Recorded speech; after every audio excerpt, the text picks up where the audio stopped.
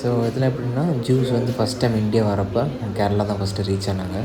So அவங்க reach ஆனப்போ எங்கே reach ஆனாங்க, இந்த கொச்சியில் எப்படி ரீச் ஆனாங்க, அவங்க எப்படி இன்ட்ராக்ட் பண்ணாங்க இங்கே இருக்க ராஜாட்டெல்லாம். இன்னைக்கு ஃபஸ்ட்டு லிஃப்ட்டு ப்ரோ எங்கேன்னு கேட்டார். தமிழ்நாடுன்னு சொன்னேன். தமிழ்நாடு எனக்கு தெரியுமே அப்படின்னாரு. எங்கேன்னு கேட்டால் மதுரைன்னையும் கருப்பாரில் ஆள் இருக்கு அப்படின்னு சொல்கிறாரு.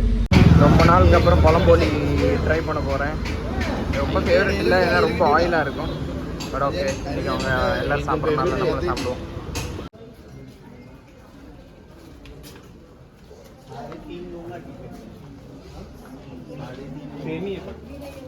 இதுதான் கொச்சின் பரதேசி செனஹோ.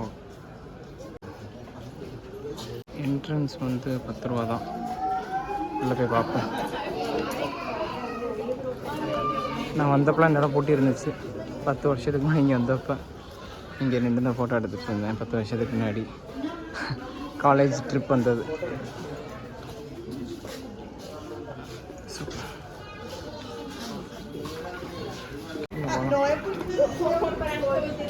டிக்கெட் விட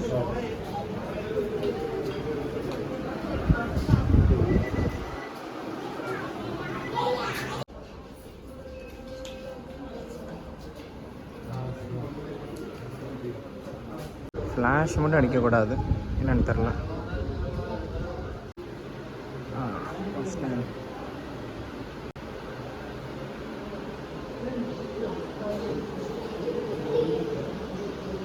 இது டிஃப்ரெண்ட்டாக இருக்குல்ல.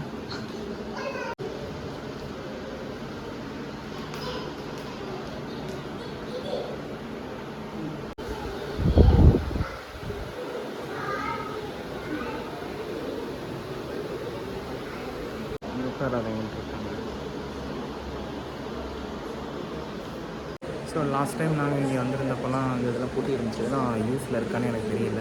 ஸோ நான் வெளியே நின்றுருந்தோம். கரெக்டாக ஒரு 10 வருஷம் இருக்குன்னு நினைக்கிறேன். ஸோ அந்த வெளியே நின்றுட்டுருந்தோம். வெளியே ஒரு காலைல ஒரு 14-12 மணி போல் வந்துருப்போம் நினைக்கிறேன். ஒரு வேளை க்ளோசிங் டைமாக என்னன்னு தெரில. ஸோ நான் ஏதோ இது யூஸில் இல்லைன்னு தான் நினச்சேன். அப்புறம் நான் பார்த்தா யூஸில் இருக்குதுன்னு சொன்னாங்க. ஸோ தான் இங்கே வந்திருக்கேன்.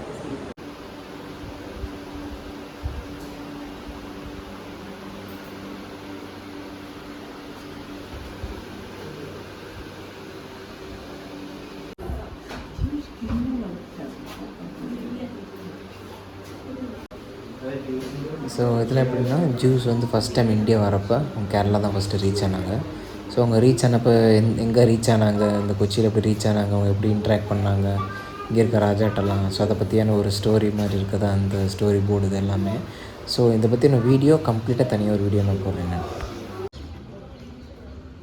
ஸோ இங்கே இருக்க ஸ்ட்ரீட்டே பார்த்திங்கன்னா பார்க்கவே ஒரு வித்தியாசமாக இருக்கும் எல்லாமே. இந்த இடத்துல பார்த்திங்கன்னா எப்படி இந்த போர்ச்சுகீஸ் காலனி, ஸோ இந்த மாதிரி இந்த கொச்சியும் போர்ச்சுகீஸ் காலனி தான். ஸோ அந்த மாதிரி பார்த்திங்கன்னா கோவாவில் இருக்கிற மாதிரி இருக்கும். இந்த கொச்சி கோவாவில் இந்த ஒரே மாதிரி ஸ்டைலில் இருக்கிற மாதிரி இருக்கும். அப்படி இந்த சைடு வந்து பார்த்தோம்னா அதுக்கு அப்படியே ஆப்போசிட் சைடு வந்து பார்த்தோம் இங்கே ஒரே டம்ப் யார்டு, ஒரே குப்பை. அந்த இருக்கிற இடம் மட்டும் கரெக்டாக இருக்குது. இப்போ இந்த இடம்லாம் நல்லா இருக்குது. பட் இருந்தாலும் ஒரு குறிப்பிட்ட இடம்ல பார்த்தீங்கன்னா பயங்கர குப்பையாக இருக்குது. ஸோ ஜியூ ஸ்ட்ரீட் போயிட்டு வந்தாச்சு. மணி போய் இலையாச்சு. ஸோ சாப்பிட்டுட்டு அதுக்கப்புறம் எங்கே தங்குறதுன்னு பார்க்கலாம். சிக்கன் கறி, பரோட்டா, பீஃபு தான் தர பண்ணிக்கிறாங்க நிறைய இடத்துல. சில இடத்துலாம் தராங்க, சில இடத்துல தரதில்லை. ஸோ நான் ஸ்டே எங்கே பண்ணேன்னு செக் பண்ணிக்கிட்டு இருக்கப்போ ப்ரோ தான் பக்கத்தில் பெட்ரோல் பம்ப் இருக்குது. கேட்டுச்சன் கிடைக்கல. ஓகே, என்ன நடக்குதுன்னு பார்க்கலாம். Thank you so much. ஸோ இப்போ வேறு வழியே இல்லை. என் ஊர் இப்போயே ஷட் டவுன் ஆன மாதிரி தான் இருக்குது. மணி ஒரு 7:30 தான் ஆகுது. கிட்டத்தட்ட ஒரு 6-6:30 இப்படி தான் இருக்குது. அண்ட் கொச்சியில் எதுவுமே கிடையாது. இங்கேருந்து எர்ணாகுளம் தான் போகணும். கண்டக்டர் செட் அப்போ ஒரு ஐடியா கொடுத்தாரு. எங்கே போகிறீங்கன்னாரு. எங்கே போகணும்னு தெரியல அப்படின்னு. இப்போ எர்ணாகுளம் போகிறேன் அப்படின்னு. அங்கே எங்கேன்னாரு தெரியல, இந்த மாதிரி ஸ்டே பண்ண போகிறேன் அப்படின்னு. சரி ஓகே, இப்போ நீங்கள் மெரைன் டிரைவ் போங்க, அங்கே உங்களுக்கு நல்லாயிருக்கும் அப்படின்னு சொல்லியிருக்காரு. ஆக்சுவலி இப்போ எர்ணாகுளம் வந்தாச்சு. இப்போ என்னென்னா கொச்சியிலே நம்ம பீச்சில் செக் பண்ணாமல் விட்டாச்சு. பீச்சை கேட்க தான் போனேன். அப்படியே அதுக்கடுத்து வேறு இடம் பார்த்துட்டு பீச்சை மறந்துட்டேன் நான். ஸோ இங்கே வரும் போட்டு. ஸோ இப்போ இங்கே மெரைன் டிரைவில் எர்ணாகுளம் மெரைன் டிரைவ் வந்திருக்கோம். சொல்லியிருக்காங்க இங்கே ஸ்டே பண்ணலான்னு. பார்க்கலாம் எப்படின்னு. ஸோ இதுதான் மெரைன் டிரைவ்.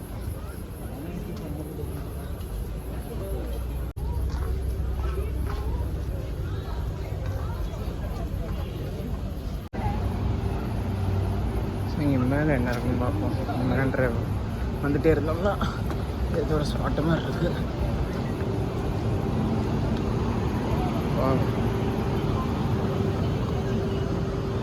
ஃபுல்லாக தெரியுது.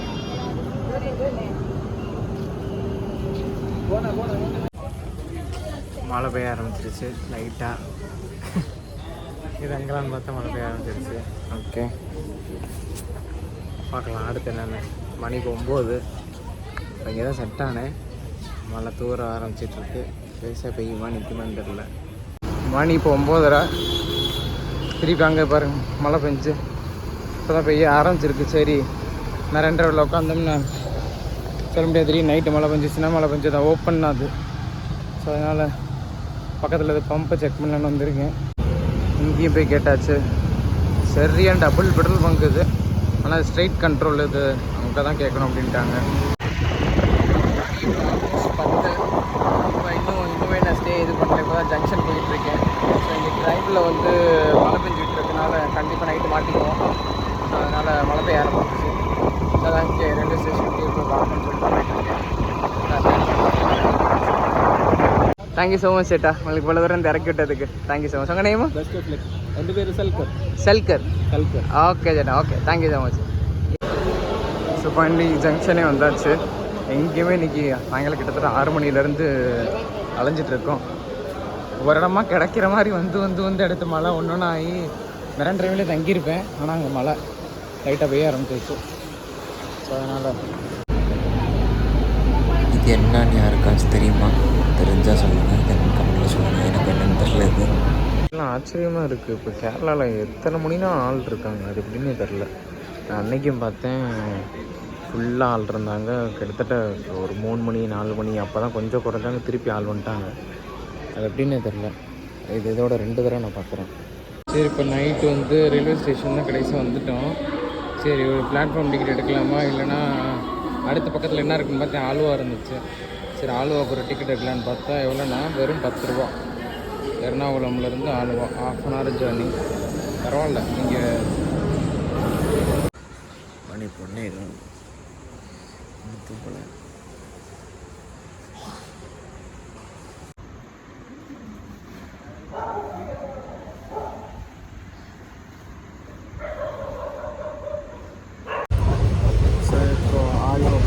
நைட் இங்கே தங்கியாச்சு எர்ணாகுளமில்.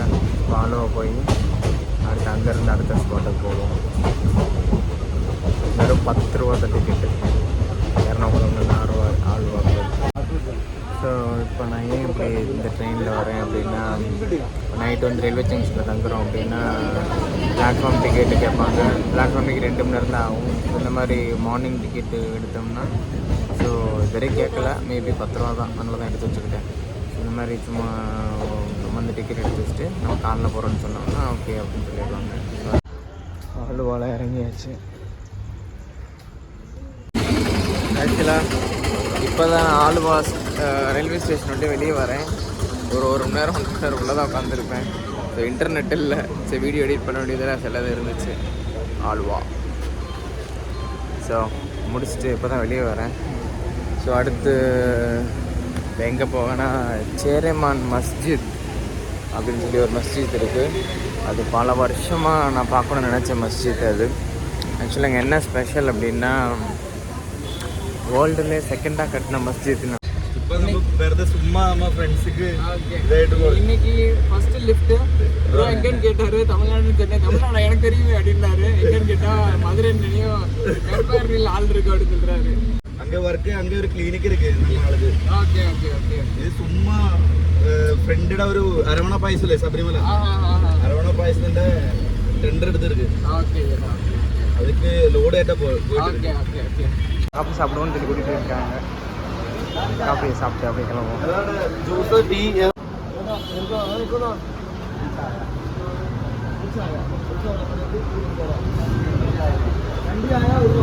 ரொம்ப நாளுக்கு அப்புறம் பழம்போலி ட்ரை பண்ண போகிறேன்.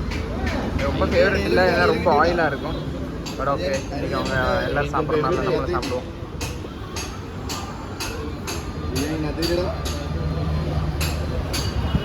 எதுக்கு பெரிய ஃபேன் இல்லை, பட் ட்ரை பண்ணி பார்க்கணும். எல்லோரும் ஓவர் ஆயில் உண்டு, அது ஒன்று தான் பிரச்சனை.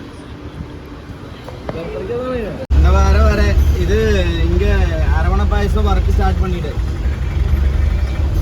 இந்த ஊருக்கார் ஒரு ஆள் இங்கே வந்திருக்கு. ஸோ இவ்வளோ தூரம் வந்து லிஃப்ட் கொடுத்துட்டு போயிட்டாங்க. ஸோ அடுத்து இங்கேருந்து இந்த சைடு போகணும். இது ஒரு ஃபேமஸான சர்ச் தான், எதையும் பார்த்துட்டு போவோம்.